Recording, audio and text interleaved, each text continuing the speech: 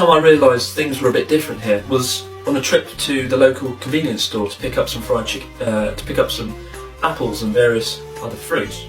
And as I stood there in the car park locking my car, like you do, I noticed that a lot of the other cars in the car park were still running. Not only that, but the drivers were all inside the store shopping, and not just for a quick box of Crunky. They'd gone in for a full-blown shopping trip. It was a bit cold, so I could understand why they might leave their cars running. But for 15 to 20 minutes unattended with the key still in the ignition, I mean, in the UK that would take more balls than a metaphorical bullpit or unwavering stupidity. I mean, it's a strange experience to be the only one in the car park locking your car, feeling like a bit of a paranoid fool. That degree of trust is something I haven't really come across before. The time I've ever been worried was when I was standing at Haneda Airport and I noticed a Japanese man with a perplexed look on his face staring at my jeans, kind of making his way towards me. And so I kind of turned the other way, and then I felt a hand on my leg, and then noise, and I spun round, and he was standing there with a sticker saying medium size 34, which he'd pulled off the back of my trousers because I'd left them there from the day before when I bought them. I was pretty grateful to the man and safe in the knowledge that if I ever want to be touched by a Japanese person, all I've got to do is stick a load of stickers to myself, bumble around an airport like a bloody idiot for 2 hours.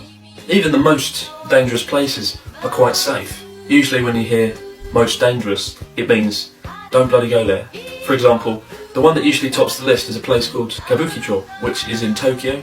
It's a huge entertainment district, many bars, but it's also one of the world's biggest red light districts, and somewhere I've had the pleasure, or misfortune, of visiting when I went to Robot Restaurant, which is more or less in the heart of Kabukicho. Somebody told me of their friend who was led into a bar, charged the gross domestic product of Somalia for a beer, and after refusing to pay, he was found later in an alleyway with his arm facing the wrong way.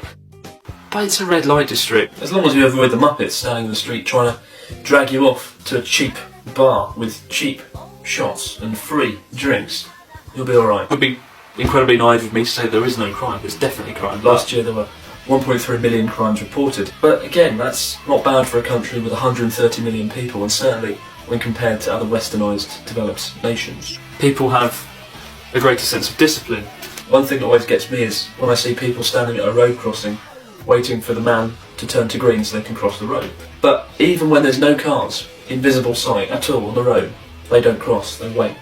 Whereas in other countries, and certainly in the UK, as long as there's no cars, people just cross the road.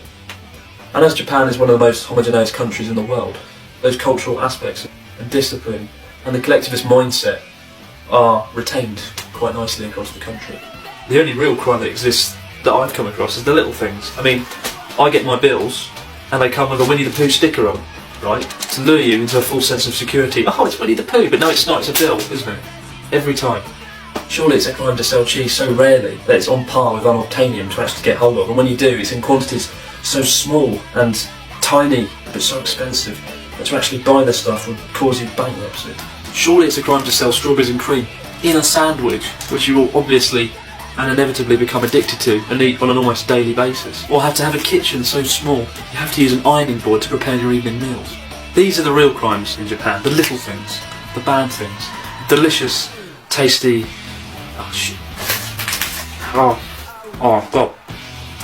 It's so good though. Jesus Christ. Oh my god. Whoever thought strawberries and cream and sandwiches? Bloody genius. It's so clever.